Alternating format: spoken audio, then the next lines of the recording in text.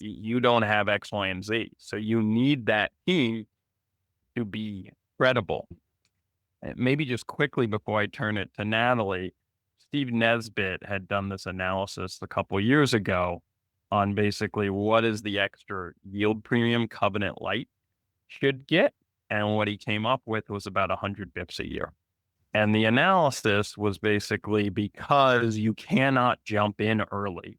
You have to wait, get a seat at the table to control anything until so much value has been degraded because you don't have that maintenance covenant that you should, in essence, get an extra 100 bips of premium on the loan because your loss rate and your recovery rate tends to be lower and your loss rate tends to be higher.